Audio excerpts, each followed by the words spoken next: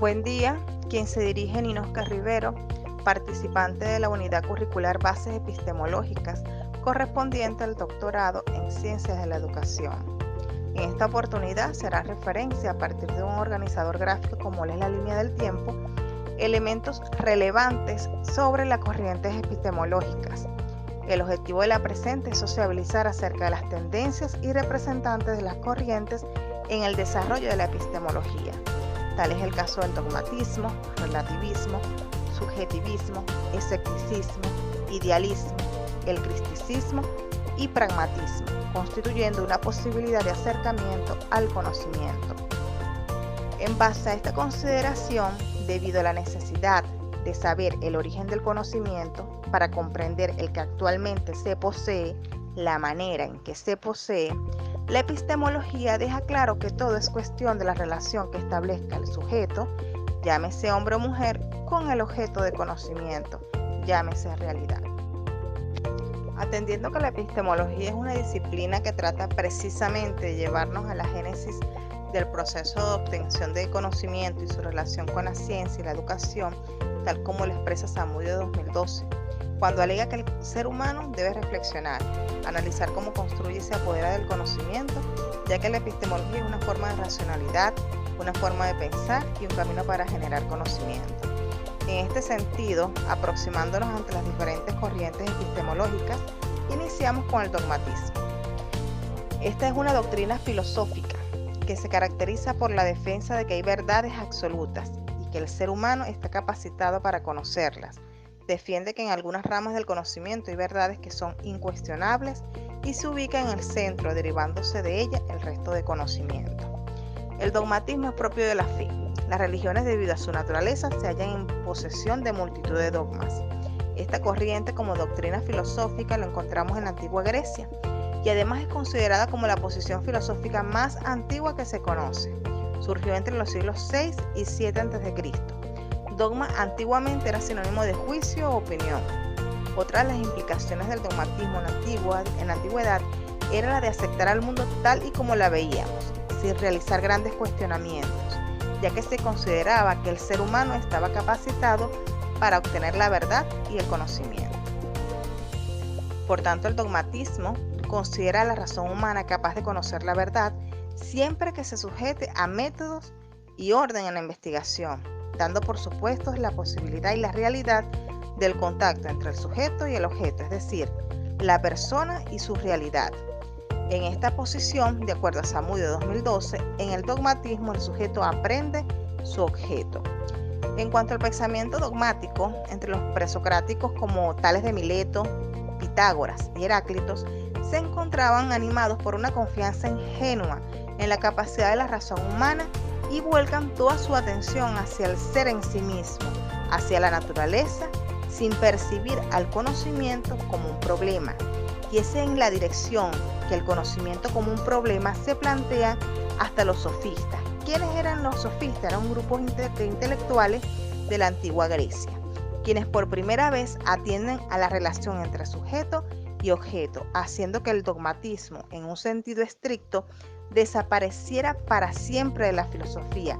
Desde entonces encontramos en todos los filósofos reflexiones epistemológicas en diferentes perspectivas. Tal es el caso de Immanuel Kant, quien creyó prudente aplicar la denominación de dogmatismo a los sistemas metafísicos del siglo XVII, pero en él este término tiene un significado restringido, como se comprende en su definición del dogmatismo en su obra Crítica de la razón pura. El dogmatismo es la conducta dogmática de la razón pura sin que suceda la crítica de su propio poder. Así, el dogmatismo es para Kant una posición que se cultiva en la metafísica, sin que se examine previamente la capacidad de la razón humana para este producto. En este sentido, los sistemas prekantianos en la filosofía moderna son, en efecto, dogmáticos, lo cual no significa que carezcan de toda reflexión epistemológica o que aún no se presente en ellos el problema del conocimiento. Por tanto, no pueden hablarse de un dogmatismo general y fundamental, sino uno especial. No se trata de dogmatismo lógico, sino metafísico. Con respecto al relativismo, considera que no existe verdad absoluta, universalmente válida. Toda verdad es relativa y tiene validez limitada. pone especial énfasis en la dependencia de todo conocimiento humano respecto de factores externos. Tiene su origen en el siglo V a.C. por Protágoras, el cual afirmaba que el hombre es la medida de todas las cosas. Según esto, todo es relativo al sujeto individual, es decir, que la verdad depende de cada cual. En otras palabras, considera el saber como incompleto y sostiene que el conocimiento humano es relativo, subjetivo e incapaz de ser objetivo, ya que está influenciado por la historia y otras ideas preconcebidas. Considerando otra corriente epistemológica como es el subjetivismo, como su nombre lo indica, limita la validez de la verdad al sujeto que conoce y juzga. Afirma que el conocimiento humano depende de factores que residen en el sujeto cognoscente. Los representantes más señalados del subjetivismo son los sofistas. Sus pensamientos se expresan con precisión en el conocido principio de Protágoras y Gorgias, que tuvieron surgimiento en el siglo V a.C. Los mismos, como representantes del subjetivismo, defienden que la realidad no se puede apartar de la subjetividad, ya que dependen de factores como lo social. El individuo, al ser un ser social, se impregna de valores del entorno y está influenciado por variables como la cultura.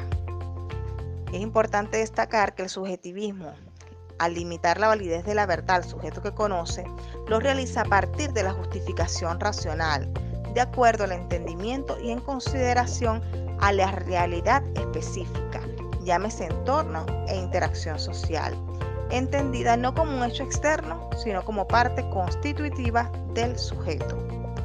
En cuanto al escepticismo, se cita la afirmación: los extremos se tocan. Esta tiene validez en el terreno epistemológico, mientras el dogmatismo considera la posibilidad de un contacto entre el sujeto y el objeto, tomando esta relación como un hecho comprensible. El escepticismo simplemente la niega, pues considera que el sujeto no puede aprender al objeto. Debemos distinguir entre el escepticismo metódico y el sistemático. El primero indica un método y el segundo designa una posición de principio. El escepticismo metódico se fundamenta en la perspectiva de la duda acerca de todo lo que se presenta a la conciencia natural como verdadero y cierto, rechazando por eliminación todo lo falso para llegar a un conocimiento absolutamente seguro. Esta corriente surge en el siglo III y su fundador fue Pirrón de Elis. Él afirma que no puede establecerse una relación entre un sujeto y un objeto. La conciencia cognoscente está imposibilitada para aprender su objeto. Consecuentemente, si se presentan dos juicios contradictorios, el uno es tan absolutamente verdadero como el otro. Este razonamiento significa una negación de las leyes lógicas del pensamiento, en especial del principio de no contradicción. En vista de que no existe conocimiento ni juicio verdadero, Pirrón recomienda el silencio.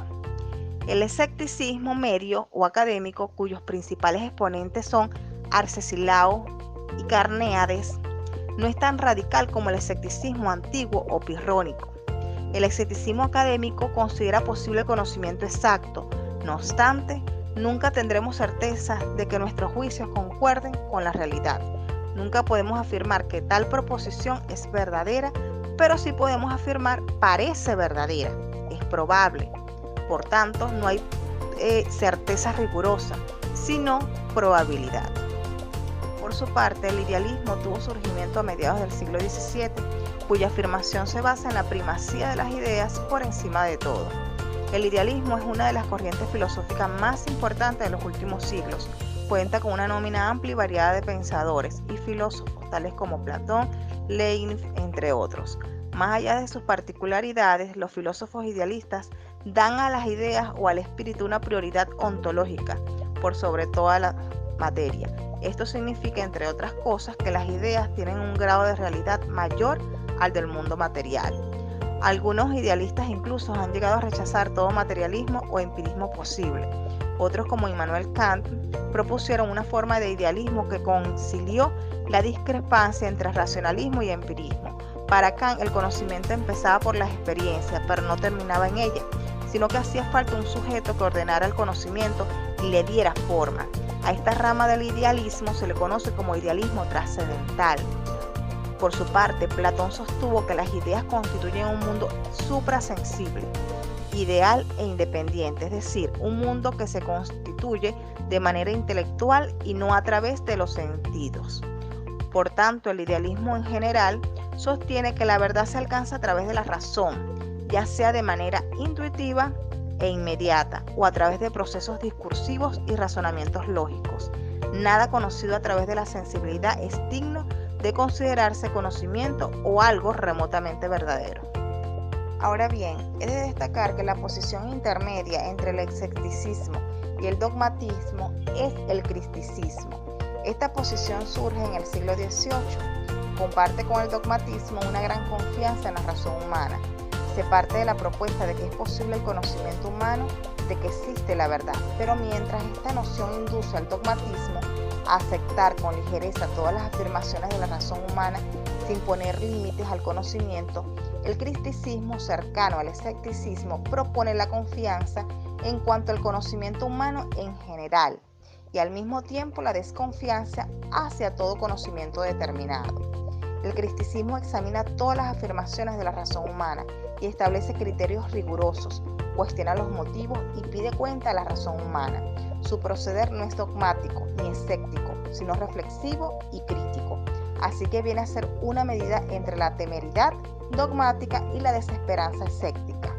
El verdadero fundador del cristicismo es Kant, cuya filosofía se llama pura y simplemente cristicismo. En cuanto a la posibilidad del conocimiento, el cristicismo es la única posición justa. Esto no significa que sea absolutamente necesario admitir la filosofía kantiana. Es necesario distinguir entre el cristicismo como método y el mismo como sistema. En Kant, el cristicismo tiene ambos sentidos. No es solo el método de que se sirve el filósofo y que opone al escepticismo y dogmatismo, sino también el resultado al que llega con el auxilio del método. Por tanto, el hombre puede llegar a pasear por la verdad a partir de la justificación racional. La próxima corriente epistemológica a destacar es el pragmatismo. Para el mismo, el hombre no es, en primer término, un ser teórico pensante, sino un ser práctico, un ser de voluntad y de acción, cualidades que son servidas por el intelecto y no al revés, porque el intelecto es dado al hombre no para indagar y conocer la verdad, sino para moverse en la realidad. Así el conocimiento humano tiene sentido solamente en el camino práctico. Esto es lo que se sostiene en el pragmatismo. La verdad consiste entonces en la congruencia entre los fines prácticos y los pensamientos, siempre que estos redunden en un beneficio para la conducta práctica del hombre. Se consideró al filósofo americano William James en 1910 como fundador del pragmatismo y a él se le atribuye también su denominación. Otro exponente importante de esta corriente es el filósofo inglés Schiller, quien le da nombre de humanismo. El pragmatismo se ha extendido también en Alemania, quien partiendo de una valoración naturalista y voluntarista del hombre propone que la verdad no es un valor teórico, sino tan solo una expresión que designa la utilidad y expresa aquella función del juicio que conserva la vida y sirve a la voluntad de poder. El valor del pragmatismo se produce precisamente del reconocimiento a la continua alusión a esta relación entre el conocimiento y la vida, tomando en cuenta que lo verdadero es aquello que funciona o que es útil, enfocándose así en el mundo real objetivo. Podemos apreciar a continuación la línea del tiempo acerca de las corrientes epistemológicas expuestas. En la misma se recopila resumidamente aspectos fundamentales ya abordados de cada una de las posibilidades de acercamiento al conocimiento, donde la relación sujeto-objeto ha sido reconocida tradicionalmente como un elemento clave en los diferentes teóricos. En atención a lo antes expuesto, podemos concluir que la epistemología forma parte de la ciencia y ella está inmersa en el acontecer educativo. Es la formación, el desarrollo y afianzamiento de saberes que van desafiando la complejidad de lo real y donde el docente forma parte del constructo educativo. Ya culminando, espero sea de utilidad lo expuesto y por mi parte, gracias por su atención.